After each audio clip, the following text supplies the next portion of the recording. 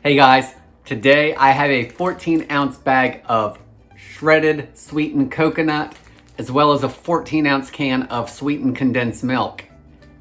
And we're gonna make easy, gluten-free, 2-ingredient coconut macaroons. That's right, this and this to make cookies. Now, in addition to this being gluten-free, it's also egg-free. And there's not really any measuring involved. I mean, it's this and this mixed together.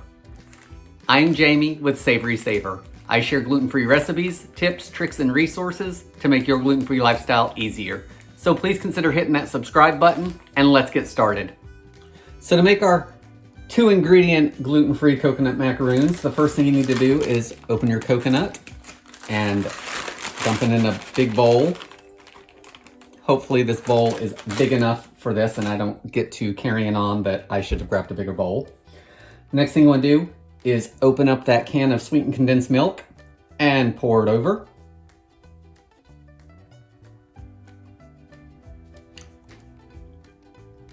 And then be sure to grab a silicone spatula and get the rest of that milk out of the can.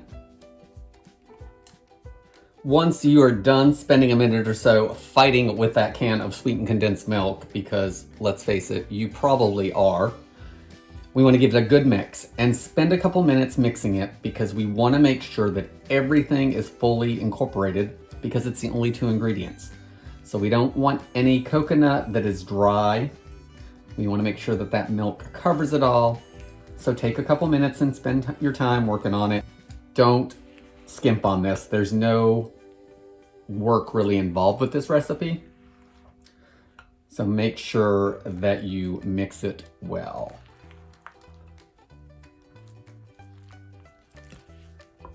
Okay, so I have spent about 2 minutes mixing it all in and all the coconut looks like it's coated in the sweetened condensed milk. So now we want to put it in the refrigerator covered for about 45 minutes to an hour. And what that's going to do is that's going to allow that coconut to get hydrated from the moisture in the sweetened condensed milk. And it's also going to let these cook a little longer because we don't want the milk to pool out around the macaroons if we can help it. So chilling it down is going to help with that as well. So chill it for 45 minutes to an hour. What I like to do is pop it in the fridge, and after 45 minutes, I'll turn my oven on to 325 degrees Fahrenheit. And while that preheats, I'll get the cookies onto the sheet. So I'm gonna pop this in the fridge and we'll be back in just a second to put the cookies on the cookie sheet and get them baking. So it's been about 45 minutes and I just turned our oven on to 325 degrees Fahrenheit. The coconut and condensed milk has had time to set and chill, and that milk has hydrated the coconut some. So now we're gonna make our cookies. So I've got a 2 tablespoon capacity cookie scoop. That's what I'm gonna use. And I've got a parchment lined baking sheet. If you don't have parchment paper, make sure you put a little bit of spray down on it so they don't stick. And if you don't have a cookie scoop, you want about 2 tablespoons. So that is also 1/8 of a cup. So if you have 1/8 of a cup measuring utensil, then you could use that as well. So you just want to scoop out some of the coconut and condensed milk, put it onto the sheet. For the next one, you want to leave 1 inch or 2 of space. And just keep repeating it until they are all made.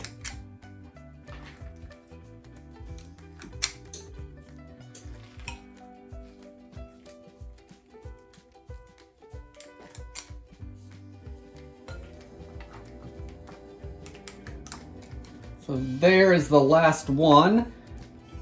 I needed to get another sheet with just part of a piece of parchment paper on it. But these are now ready to go in the oven.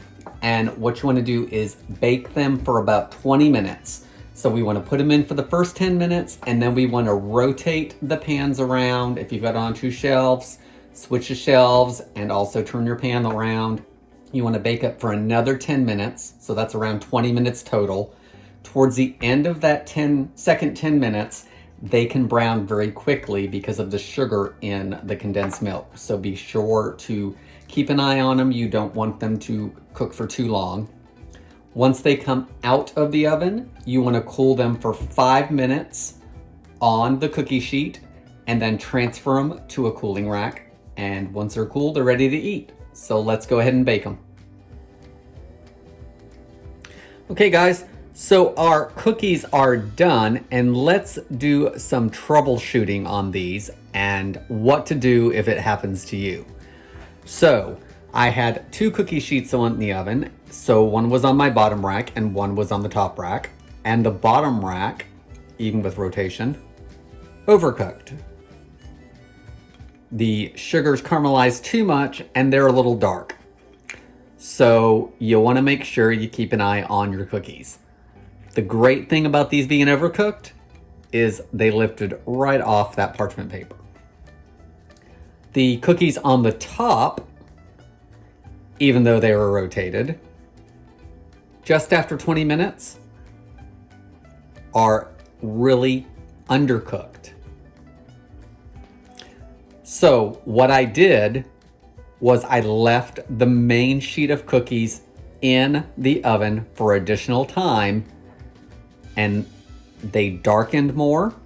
So we have a nice golden color as opposed to the lighter color on this one or these super dark ones here. And even though they're a little sticky still, they are much more golden on the bottom and staying together. So you want to make sure you cook the cookies until they're done. There is a little bit of pooling of the sweetened condensed milk that I told you about, and that's going to happen because all of that needs to caramelize. The sugars in it need to caramelize, so you are going to get a little of that, which is why it's important to make sure your batter is nice and cold when it goes into the oven to prevent some of that. So let's give these a taste and see how they are. So y'all, here is the cookie I just showed you. Again, golden on the bottom, golden on the top. Cooked much better than the other 2 I showed you. And this is going to be a trial and error recipe for you. Your oven may be a little cooler, it may be a little hotter. You basically want them to set. Cooling them on the pan will make sure that you're able to get them off the pan. So it's very important to cool them for 5 to 10 minutes on the pan, or even let them cool completely so you can get them off that parchment paper. To store these cookies, I do like to put them between sheets of wax paper. So do a single layer in whatever container you're putting them in, a sheet of wax paper and another row of cookies.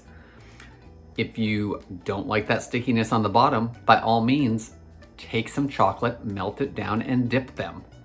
That's gonna seal that in, and it's an extra ingredient, but it's gonna give you some extra flavor as well, so try that. So let's see how they actually taste.